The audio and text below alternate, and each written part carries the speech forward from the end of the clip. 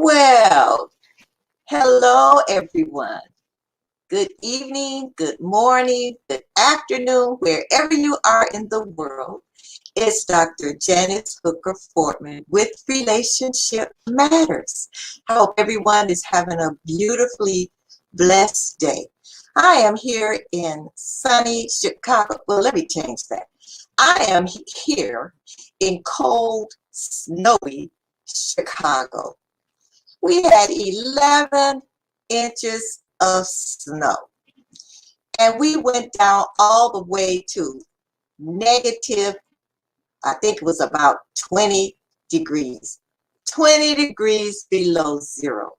But I'm here. It's nice and warm in here, and we're going to have a fabulous show this evening. I have a guest, a special guest that all of you should know about. This is one fantastic lady. I'm going to tell you a little bit about her verbally, and then I'm going to show you something that's going to knock your socks off. Her name is Teresa Puskar.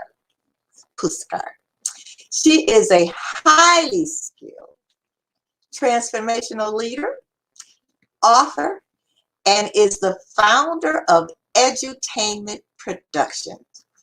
She has several years as a keynote speaker and corporate trainer for Fortune 500 companies.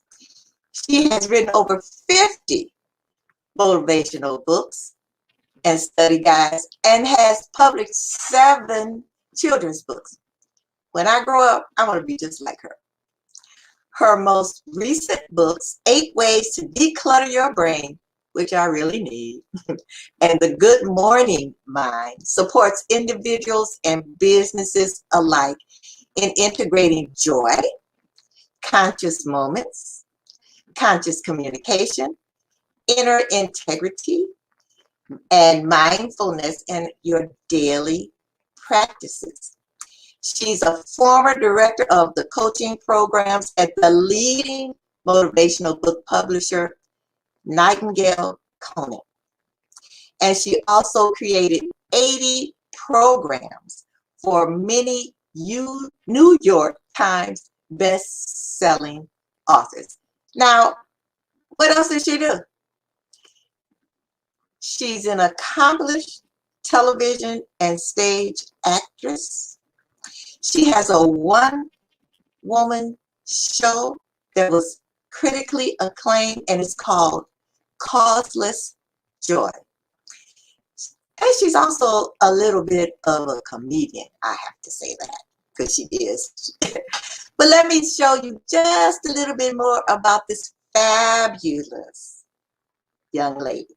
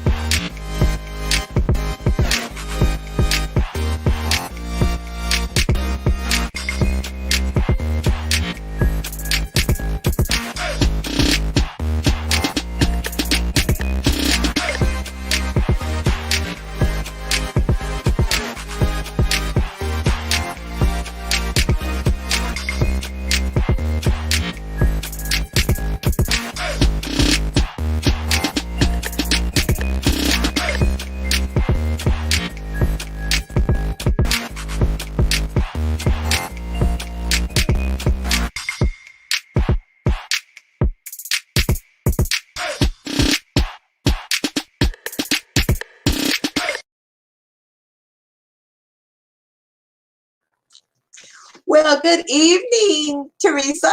Good evening, Dr. Jan. So wonderful to be here. And it's wonderful to have you here.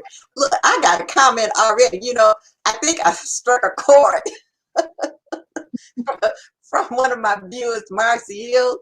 She says, I need those tips on how to declutter my brain. You know, I think everybody needs that, especially, during this time, because there's so much going on and clutter, your brains are just boom, boom, boom, boom, boom, just full of stuff. Some of the stuff, nice stuff, and some of the stuff we really don't need. So Teresa, I introduced you and I told so many things that you do. Did I leave anything out? Oh, nothing. No, you got it all. Too much. Cluttered brains and cluttered lives. The first thing I want to ask you, everybody has a journey. So before you did and are doing all of these different things, what were you doing before you became an edutainer? And we're going to talk about that because I want everybody to know what that means. But what did you do before you became an edutainer? All right. Well, I actually was born in Toronto, Canada. So I'm a Canarican. And just for the record, my name is Pushkar. Pushkar. Yes, but nobody gets it right. If somebody gets it right, I go into shock because there's no H in there. And years ago, it reminded me when I was an actress years ago in Canada, I said to one of the casting directors, I think I should change my name. It's Pushkar. It's always spelt wrong. It's said wrong. She says, no, we remember it. Right. It's strange. So being born in Canada, I was born of a family of 4 girls. So I have 3 sisters. And I spent a lot of time up there in nature. My passion was music and theater. So I went into university and did some acting and some musical theater work. From there, I actually got a job at IBM of all places in marketing. And I worked in marketing and IBM for a bit. And then I ended up leaving that for the acting world because some professional opportunities came up. And I have had such a broad range of experience. And so, even as a teenager, I was working constantly. So I've dabbled in everything. So I'm an expert at nothing and a dabbler in everything. No, you're an expert in everything that you do. I like to believe that. That's like myself. So what is an edutainer? And because I looked it up in the dictionary and I couldn't find it. No, So what is word? I'm impressed with your research. But actually, edutainer is an educational entertainer. So what I've noted is a lot of the programs that are out there, for example, emotional intelligence for kids. I looked through the portfolios, I looked through the curriculum, and a lot of them were pretty flat.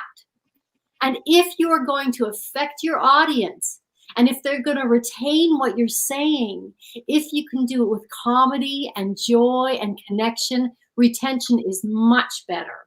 So as opposed to getting up in front of people, I'm talking about the 3 C's of communication or connection, let's all go to sleep. But if you bring engagement and entertainment, interaction, and fun into the experience, it's remembered. And it's much more joyful for everybody, selfishly including me. Oh, okay. All right. So what came first? Once you became a professional, so to speak, what came first? Being an author, what came first? Well, what happened is I spent years as an actress.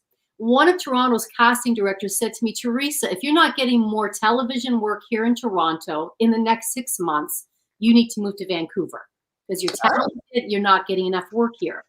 So I moved to Vancouver. And I ended up doing the acting and directing work for quite some time. I got the X-Files, Millennium, a bunch of TV stuff. But the world of acting is kind of crazy, high highs and low lows. You get the gig, you don't get anything. It's just nutsy. And one day I was looking in Christian Northrup's book, Women's Bodies, Women's Minds. I'd had some issues.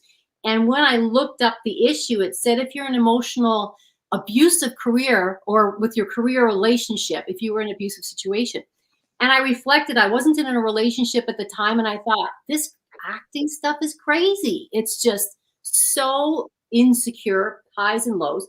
So I said, okay, universe, here's the deal. I will give up the acting, but I want something that's using my creativity, using my directing skills in the healing arts, integrating spirituality, psychology. I mean, I kind of put it out there magically because, as you know, the world, when you set a powerful intention and when you conspire with the universe, stuff happens in delicious synchronicities.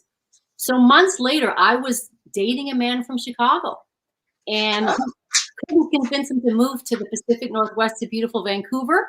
So I was moving to Chicago. And I was doing training as a counselor at Clear Mind International.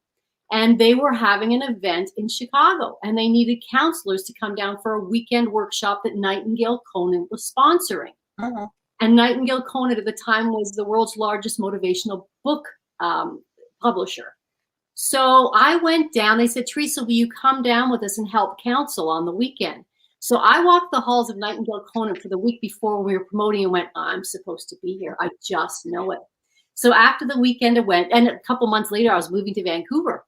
A couple months later, I actually, soon after the weekend, I called the president of Nightingale Conant and said, I'm going to come work for you. Teresa, we're downsizing. We don't have a job. That's okay. I'm going to come work for you. But we couldn't pay you. I said, I don't care. I'm going to come work for you. I don't know where I got to be so bold, but I was so sure. So they said, well, come down in April when you come. And so I was at a shoot for Sonia Choquette, a psychic, for an infomercial. And they said, we want you to start our coaching programs. I knew nothing about the programs. I was not a copywriter. And they said, here's your office. Just do it. So I started writing copy and hiring coaches and doing the sales team. I did all the sales myself to start. But anyway, it was kind of getting thrown in there. But following that guidance, the intuition, which I always suggest to all of those I'm working with, is when that gut feeling comes and bubbles. So that took me out of the acting world. And I said, I'll go back to acting, but on my terms. No more cattle calls and agents and strange auditions for beer commercials. I do it my way. And so I ended up writing a one-woman show a couple years ago and touring with that. So, but that was the start of that aspect of things. So at Nightingale, I became director of coaching. Then I became a producer. And I produced all my favorite authors. I got to be in studio with them and do Q&A interviews and pull their material from them. So I got to work with all my favorite New York Times bestselling authors. I mean, man, I couldn't believe they were paying me to do this. And from that, I started writing the curriculums, the study guides. And then I got to the point where a lot of the authors were saying, Teresa, you should be on the other side here. Why are you not writing your own books? So I was writing for a place called Gildan Media at the time, writing curriculums, and then G&D Media. And a couple of years ago, I said, you got any more work for me? And they said, why don't you pitch your own books? So a couple of years, I pitched a couple of my own books, and that's how I got to the 8 Ways to Declutter Your Brain and the Good Morning Mind.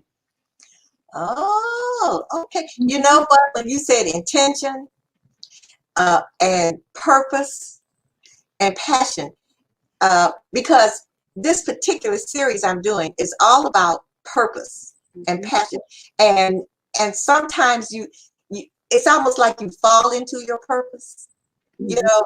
But it's also that listening to the universe, because things come to you, you don't know why, but they come to you for a reason. So your books are mostly motivational. Okay, all right, okay. Now I keep getting, I have a lot of fans that come and they ask questions, and it's all about helping to declutter your brain. Look, please, Teresa, help me to organize my brain. As Sandy says, that's me. So, and then now Marcy here asked a question. She said, did anyone ever tell you that you were doing too much in your creative pursuits, even though you were on your divine creative path? That's an excellent question, Marcy. Excellent. That's a great question, Marcy. Yes. I do too much. And I've been of two minds. It's like there's so much area of expertise, and yet there's so much going on. And some have said, it all fits under the same umbrella tree, so don't worry about it. And others, especially in marketing, getting your target audience is like, just go one specific and and just take all the initiative there. So Marcy has a good question. I'm still asking myself that question, but I try not to let it clutter my brain too much. Right now, I'm going the direction I'm going. Yeah. Okay. All right. And now you also an author of children's books. Mm-hmm. So tell me about them.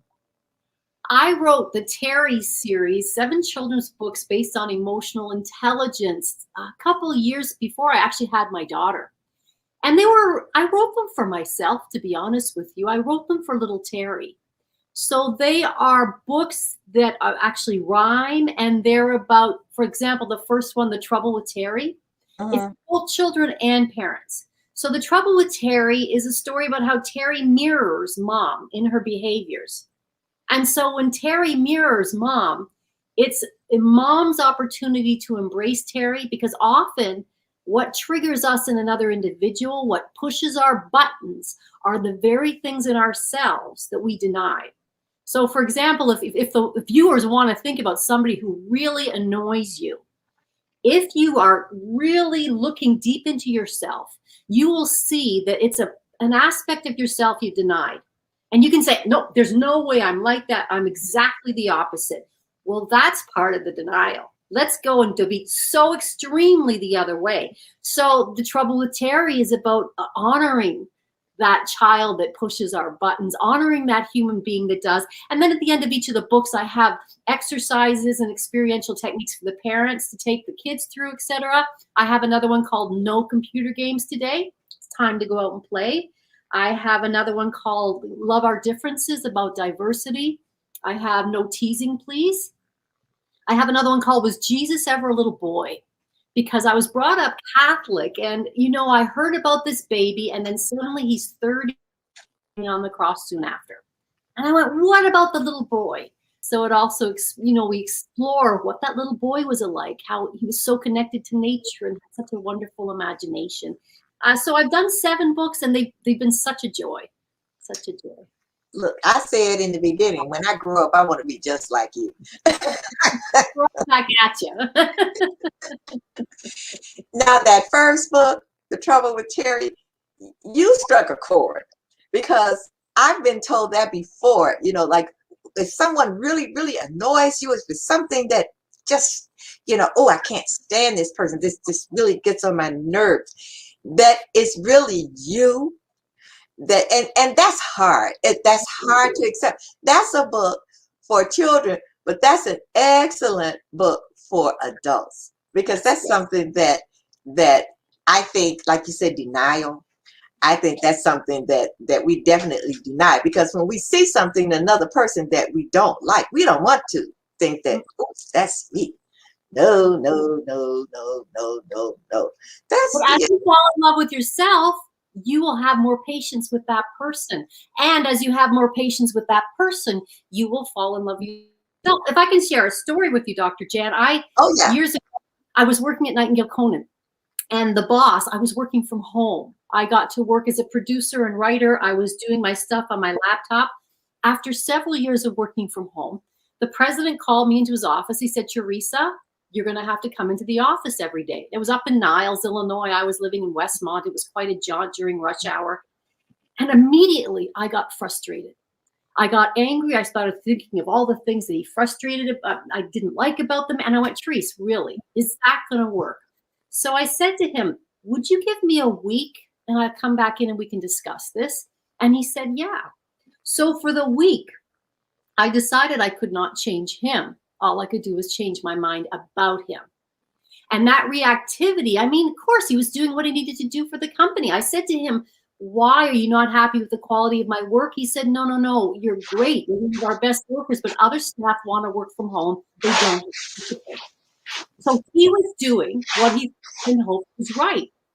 So I sat for the week, and every day I wrote out traits about this man that I really respected, appreciated, and loved.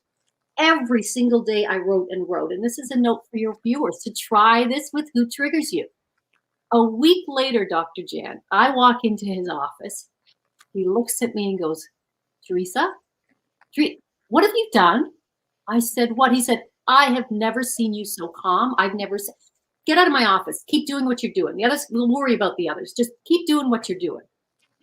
All I did was change my mind about him and focus on that which I was grateful for and that which I appreciated. And it can be, if you're in a divorce, if you're in, I'm very happily unmarried. My husband is one of my best friends now. So Okay. it's work, but it's well worth the effort. That's excellent, excellent, excellent advice. You know, when I was in corporate America, that would have come in handy. I incorporated that in I used to be a corporate trainer. I did a lot of that. So, okay, so with your corporate training for the Fortune 500 companies, is that so what exactly kind of training did you do? I did customer care. I did leadership. I did conflict resolution. I did a lot of different apps training as well. But my favorites were I worked for Sam Zell's. My favorite job was Sam Zell's company. And I used to travel resorts, 450 resorts throughout the US.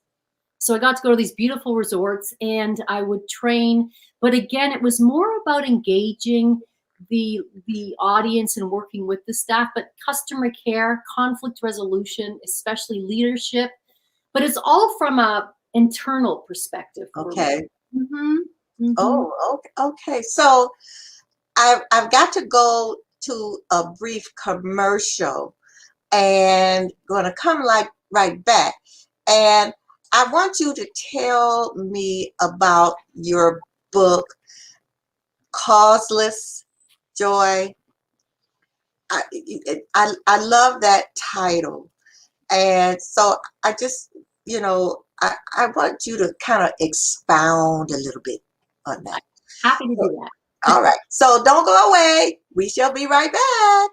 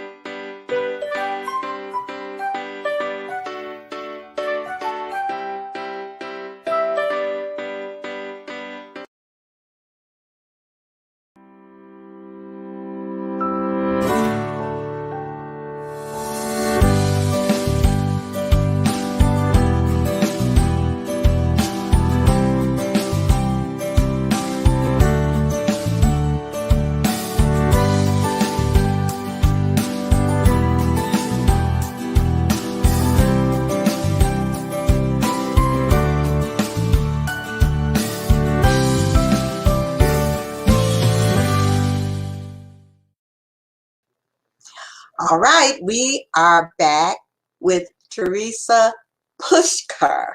You got it. So tell us about Causeless Joy. All right. Well, Causeless Joy was actually my one-woman show. Okay. That I toured. Causeless Joy, several years ago, I heard about when I was producing at Nightingale Conant. One of the authors, Ron Roth, had gone to India. And he took all his staff. I kept hearing about this place called Oneness University in India. So in the back of my mind, I thought someday I'm going to go there. I went in 2012, 13, and I was there for a month called the Deepening Process. And what this place was, it's non-denominational and it honors all traditions. And it's basically trying to get you more connected, having a deeper process with whatever you call source or your divine. And I had some incredible experiences there. And then I ended up taking a writing course in Chicago at Chicago Dramatists. And my writing professor, my teacher, Arlene Malinowski, said, Teresa, you got to incorporate India into the show. Because what the show was is actually 4 fairy tale princesses. I meet up with them in my meditations in India. And they kind of read me the riot act and they tell me their stories where they were victims of their own of themselves, and that I have to stop playing victim. So, for example, the first character, Rapunzel, she's this German hiker girl, and she says to me, Teresa, I put myself up in that tower. Nobody else put me up there. And you got to stop this isolating yourself thing. And then the second one was Cinderella. She was a little French princess, very sexy Cinderella. And Cinderella did not want to marry the prince. She liked hiding away, and she was obsessive compulsive cleaner. So she was very, very happy in that world. And so she told me, stop your obsessive compulsive behaviors. Then I meet up with Queenie, and Queenie's an old lady. Queenie's princess in the pea. And Queenie tells me she's just too darn sensitive, takes everything too personally. And so Queenie says, Teresa, you gotta stop taking things so personally. And then the final character, who's probably my favorite, is Belle from Beauty and the Beast. Belle is a hedonist. She's overweight. She loves herself just the way she is. And at the end, she's Irish. And at the end of the show, she hands me a mirror. And she says, you look in that mirror and you love what you see. And I'm a work in progress. I have a hard time doing that. But the show was very self-exposing. It integrated this incredible journey through India. So I take people to the streets of India, and then I morph into these characters that I'd see in my meditations, where the causeless joy steps in. When you get to the point where you are able to, first of all, let me tell the watchers, forget about quieting your mind. Your mind will never be quiet. You can do practices and techniques to watch and observe the mind. What happens is after you've meditated or spent time doing some internal work, what happens is there's a part of you that's a witness that starts watching the drama that you're in unfold. And as you watch that drama, you're able to navigate it from a little bit more of a distant perspective. You're in it and you're observing and shifting it. So causeless joy happens when you get to the point where you are so connected with that divine part of yourself, when you are so connected with gratitude and with a sense of joy about your life, this joy bubbles up inside. Now, when I first went to India, I have to say, the first week, I'm in this temple and there's people from all over the world, and we're sitting and meditating, and I hear these cackles and they sounded like monkeys. I was like, what the heck? And I got really annoyed. And what somebody said to me was they're experiencing causeless joy. And I thought, they sound like they got to be put in the loony bin. They were crazy. And after months and months and months of cultivating that sense of oneness, that sense of owning and loving myself, it starts to bubble up. So it's that experience when you hear wonderful music you love. It's that experience like when you see a little baby or a child and they are so present and they say that, and you just fall in love with them. But this can start to happen, this joy, for no reason at all, just because, causeless joy, because you are so filled with gratitude and passion, love, connection. And so if I want to experience causeless joy, do I have to be in a quiet place and bring it up?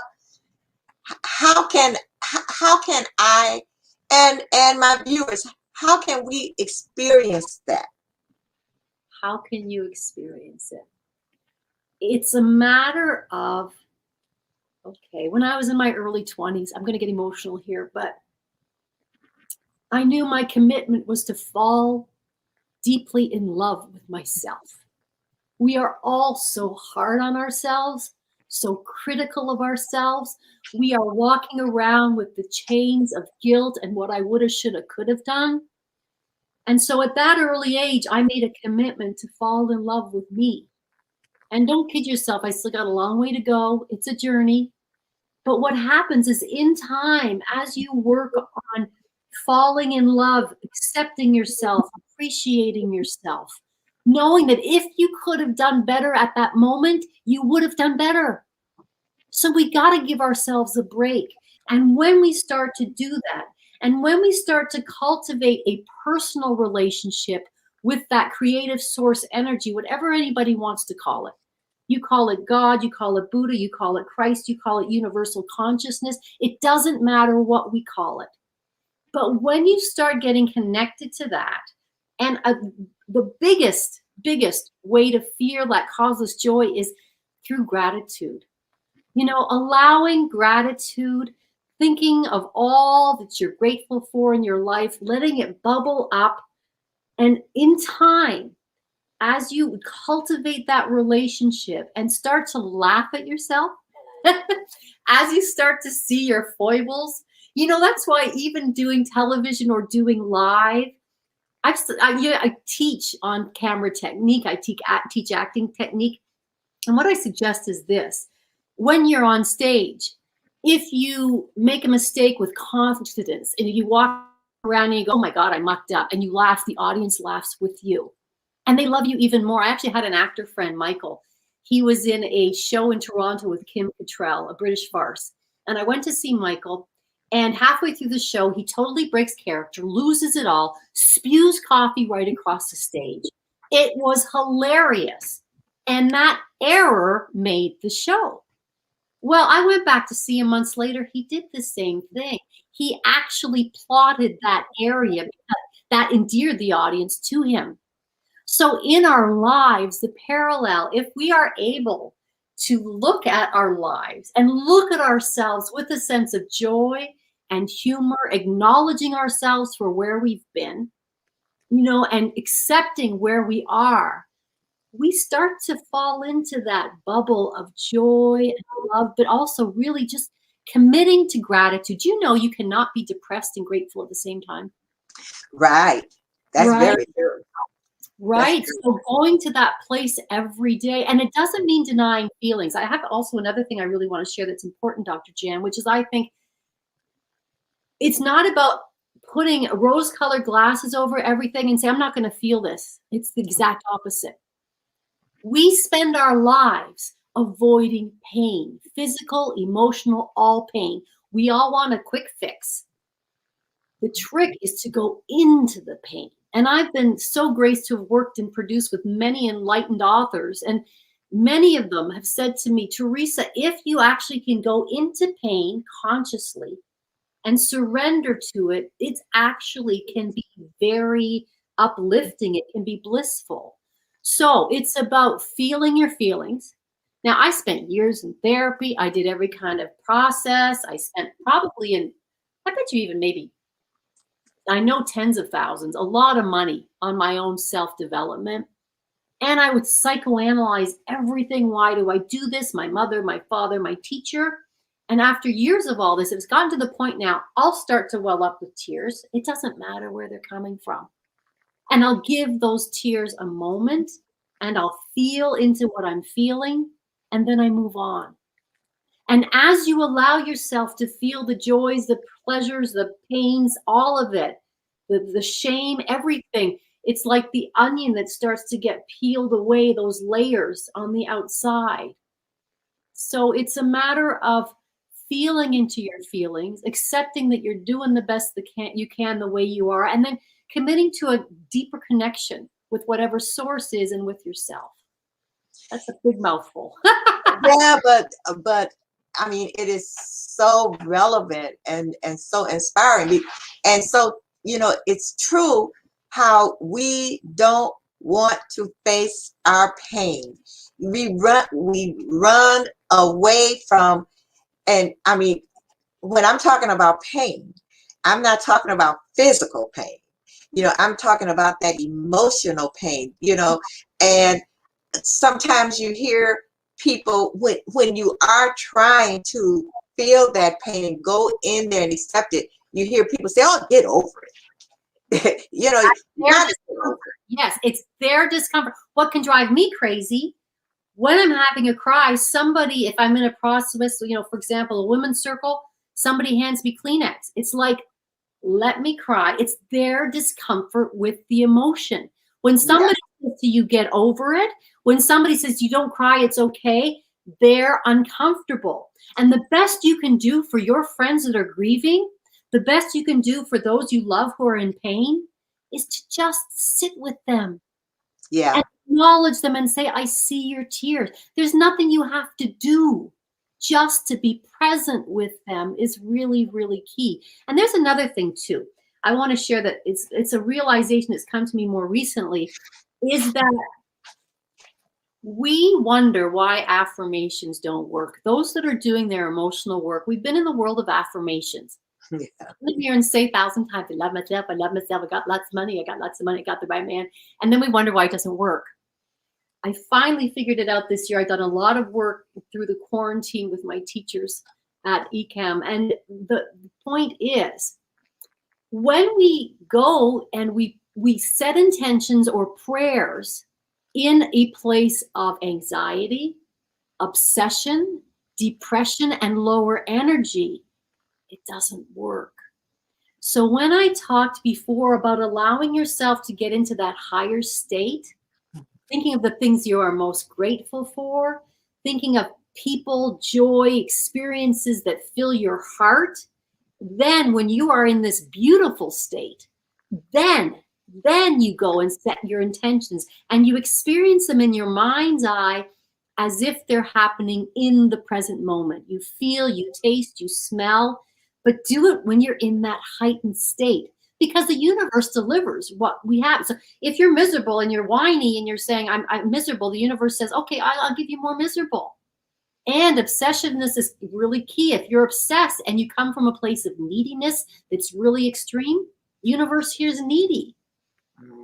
So it's focusing on what's working. And again, I'm not saying don't acknowledge the pain. Acknowledge it, feel it, give yourself the time to do the screaming, the yelling, the punching pillows, have a good cry, and then allow yourself to go to a better feeling place. And from that place, set the intention. Teresa, are you a coach? I am. I was, like I said, director of coaching at Nightingale. I mean, I know that, but I mean, do you get clients, individual clients, other than Conan Nightingale?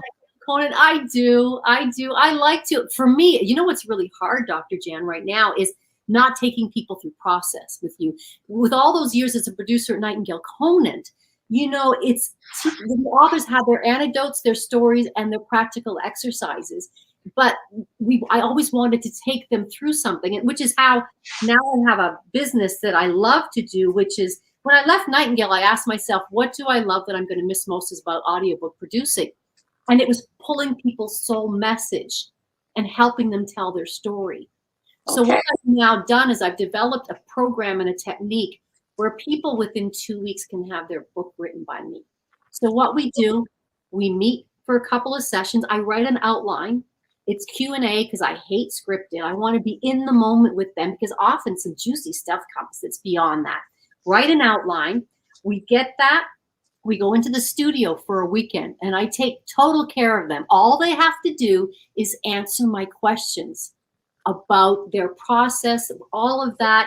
And the producer in me takes over. So now we need an experiential exercise, and even we can create it right there in the studio if need be. So it's about helping them. And within the last lady, it was 10 days. And she goes, I can't believe I've got an audio book, a book, a workbook, all of this in 10 days with these. That's something I love to do because people all have messages. Not everybody's a really good writer. There's many people who are really good communicators, but they're not writers. So this is a way to help them where they don't even have to lift a pen or type a word. So, yeah. Wow. And you know, I called Causeless Joy a book. I'm listening to the universe. Even though it's a stage play. Yes. Thank you. Yes. Well, you know what's been bubbling in me is a book like The Shack or The Alchemist. Yeah. Where a spiritual fiction, but it's a story narrative. I've done so much motivational books and I've been in that world for so long and I love it.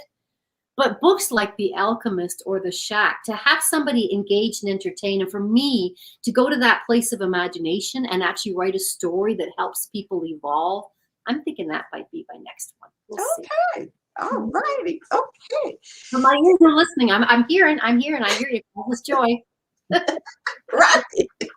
Right. So I have to go to a quick commercial. Don't go away. We'll be right back. Because when we come back, I want some tips on how to declutter my brain. We'll be right back.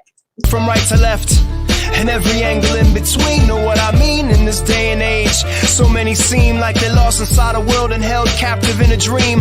A glimpse of mediocrity, take one for the team. And even though this path is long and this place is unforeseen, gotta keep your feet moving, filling spaces in between, seeing places in your dreams. If you complacent by your means, by all means go back to sleep. The path is steep, there's no rest for the weary. If you intend to reach peaks, it gets deep. Come on, it's infinite, we still climbing. Yes, yes, y'all. And thanks for the positive vibes, but I still got a mountain to climb. Just take it one step at a time, I'm gonna yo. ball till I fall, gonna ride till I die. I'll never give in, yo, if I wanna survive. Not gonna swallow my pride, I'll never give up. Cause when it's all said and done, is what I've done enough. I push myself to the edge, I push myself to the brink.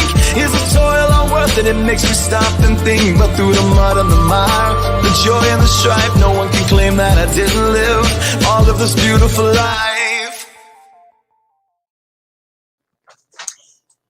Now, if you would like to advertise on this show with eye-catching videos and increase your visibility, you can contact J.H. Fortman and Associates at 1-877-677-7325, or you can email me at janfornow125@gmail.com.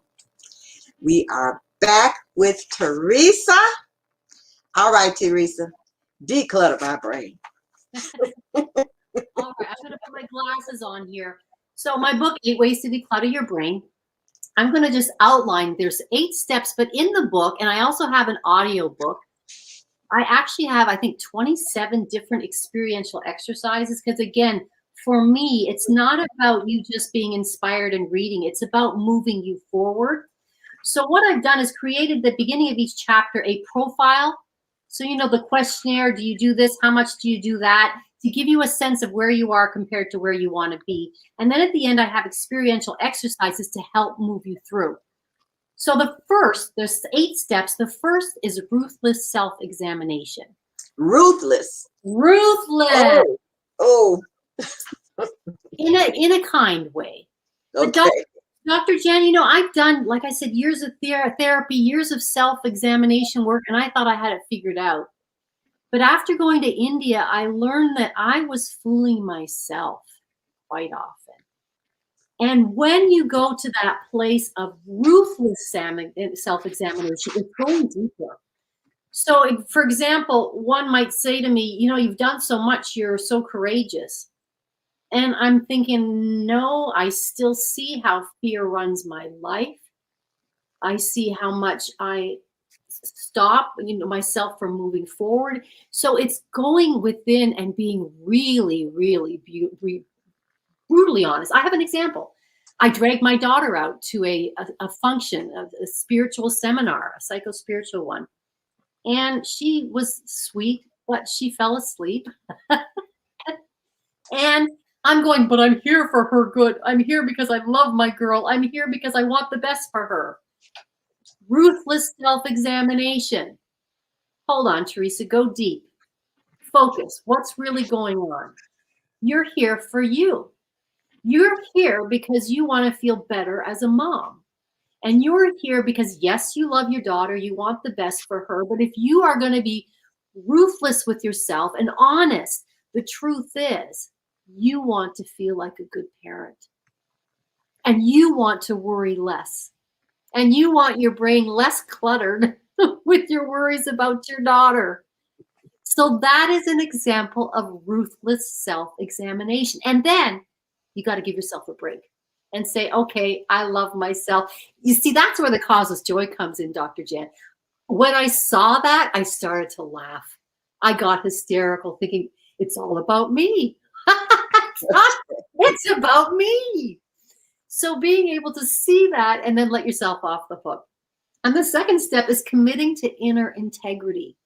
You know, there's outer integrity, but inner integrity goes even deeper. And we've all done things we felt uncomfortable with, that, like, for example, manipulation. I'll say people are manipulative. They drive me crazy, these manipulative people. And then it's like, okay, stop, Teresa. So when I see somebody cutting me off on the road, for example, all right, Teresa, when have you cut people off? When have you been rude? When have you been impatient? Right? Inner integrity. The third one is actually stepping out of victimhood and owning our issues, which is really hard to do. They made me. They got in my way. If they didn't, right? There is someone who is, I'm not going to call his name, but there is someone who I know is looking at this show, and repeat that, please. It's our relationship with ourselves, ultimately. Thank you. So every time we see them out there, all that is a reflection of what's going on in here. And sometimes it sucks. Sometimes we really hate it. So next time you feel a victim of a situation, ask yourself, what part am I playing in this? You know, my divorce was ugly. And I don't know if you've heard of Byron Katie. I had a feeling. I was working and I said, I just heard about this workshop she was doing in New York, and 2 weeks before I said to my boss, I got to go to New York. Again, it was trusting that instinct. And I knew I was going to be on this woman's stage. And she chose maybe 4 people all weekend. And she grilled me for 2 hours about my divorce and said, and what's your part in this? And where have you been out of integrity? And I have never felt so, I got on the elevator and I just wanted to die. I mean, I felt so exposed. But that's about, I kept playing victim to him. And then I pulled off and I thought, yes, we have our reasons. Yes, injustices. But I had to ask myself, where am I not in integrity in this marriage? Yes, I can be emotional. Yes, I can be difficult to live with. And so I had to look at where I was, making them the victim, right? And so again, that's all part of it. As soon as you feel like you're, and it's one of the hardest, I think it's one of the hardest things. I still play that game, but I know better. You know, it's like when I feel like a victim, how have I put myself here? And what's the message? What's the relationship I have to have with myself in order to fall deeper in love with who I am? Yeah. And then step 4 is finding the courage to build intimate relationships. Intimacy. It's different than, it's deeper. It's showing up with all of ourselves. It's allowing yourself to be raw. It's, again, being able to look somebody in the eye, and the I'm sorry can be so hard for people. And in the business world, you say, I made a mistake, I'm sorry. You think you look bad? As a manager, if somebody says to me, I am sorry, I mucked up, I say, what a confident person. Thank you. And what integrity, right? So it's building relationships on a much deeper level. And I, for example, I thought my heart was wide open, and I've seen more recently, especially with the quarantine, how closed my heart has been, how guarded I've been. And so it's building relationships with others, but again, even more so with ourselves. If we don't love the heck out of ourselves, we can't love anybody else. Very true. Mm-hmm. And then this 5th step is asking for help. How many of us are afraid to ask for help? We don't want to be a burden. We don't want to put people off. We don't want, it takes courage to ask for help. And when you think of it, when you don't ask your friends and loved ones for help, you're denying them an opportunity to be there for you. And often what I do is I think to myself, if my friend Rebecca was in this situation and she called on me and asked for help, how would I feel? Would I feel burdened? Would I feel she owes me? No, it's a privilege and an honor to help. But I think many of us are all about, I'll do it myself. I'll take care of myself. I don't want to ask for help. So that's the 5th step. And the 6th is the say yes process. And this is something I created that I fall in love with. You know, there's Rhonda, Shonda Rhimes did Mhm. a yes, Michael Singer, but it's about saying yes to ourselves. And so I have a say yes process I've created that helps people open their hearts and say yes to the gifts of their lives and yes to good stuff coming in. And then the seventh step is choosing that attitude of gratitude. And I've already talked a bit about how powerful gratitude is. The eighth step is expecting the unexpected, and how when you expect the unexpected, and the more you do this work, the more synchronicities happen in your life. And man, oh man, it's like Christmas just about every single day. It's just constant, wonderful things just molding and happening. And you go, how did that ever happen? Just like Nightingale Conant. The fact that I put out that decree so clearly, universe, this is what I want. The fact that all the steps got into that place got me to that place where there I was. And I became the director of coaching and I started producing. I was reading and listening to self-help books and audios since I was in college. So it was perfect. So aligning yourself with this just makes those miracles happen. And Now, this is the stuff I do in the book to help people. where can we get your book? You can And I have here Sarah Crawley. She says that she thinks she has your book. good. I hope she's enjoying it. Yeah, wow. So where can we get your book? You can get my book at Amazon, at Barnes and Nobles. You can contact me at teresapushkar@gmail.com if you want a signed copy of both that one, and then Good Morning Mind's my other one. Good Morning Mind is about if you struggle with confrontation or how to communicate successfully with others personally and at work. I do examples of what I call 3 kinds of communication. The first being communication from the head and the ego. The second being communication from the heart. And I actually do examples of it. I have actors who I came in and did the audiobook with. And then actually the third example is even higher place of communication from a place of being more awakened.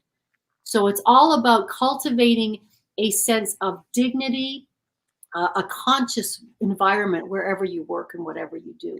So Teresa Pushkar, THERESA, PUS, no H, PUSKAR @gmail.com. I'd be happy to send you a signed copy.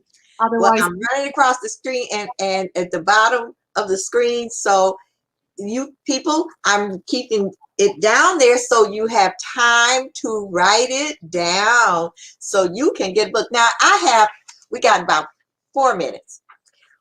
And someone sent this question in. What is the primary principle that guides your life?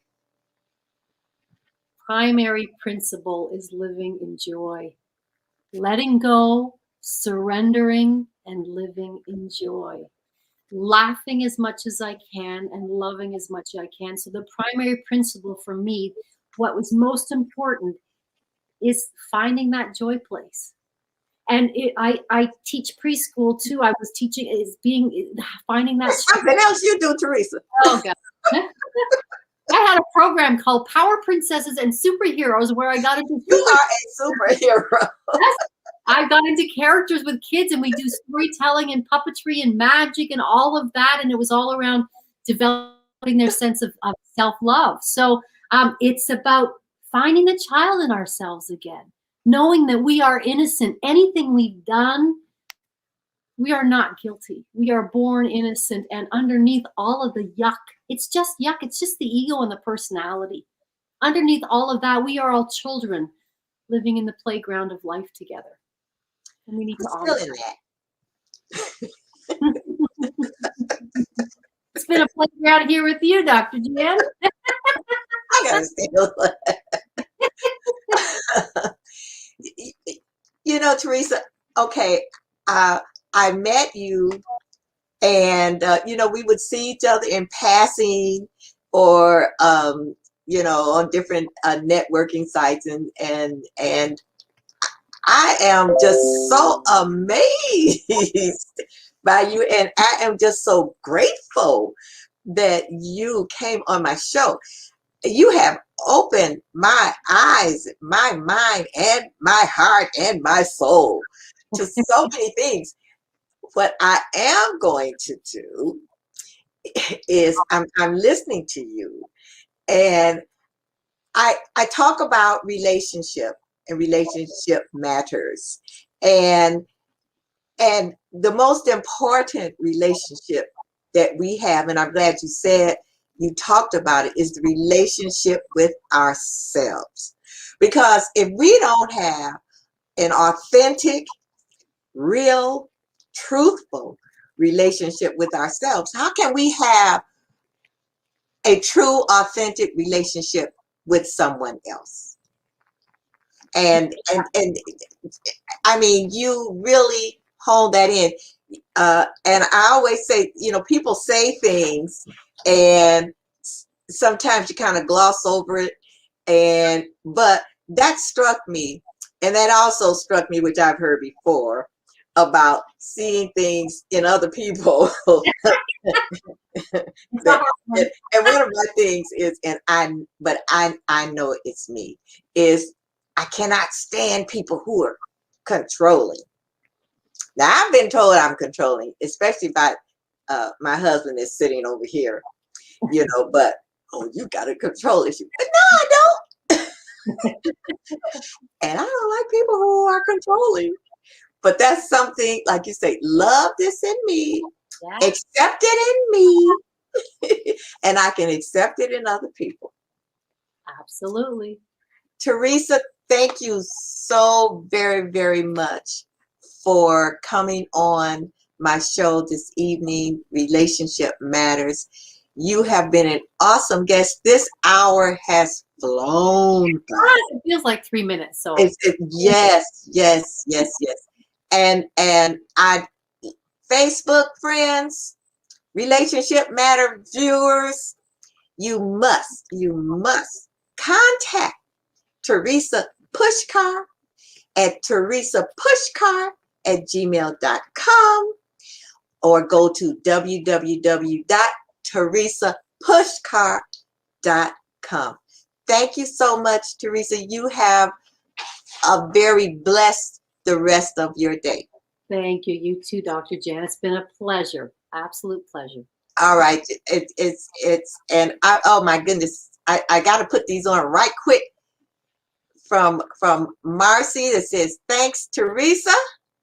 And then, awesome guest, thank you, Teresa. It's been a, what do they say, plum pleasing pleasure. I love it. Whoever that is, they need to write a book themselves. All righty. Good night. Bye-bye. Good night. Bye-bye. I have really, look, I think I probably enjoyed this show probably more so than my viewers.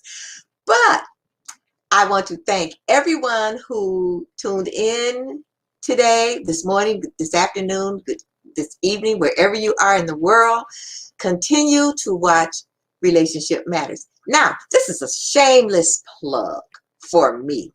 I have been nominated for the Honorary Global Woman of 2021. And I need your votes.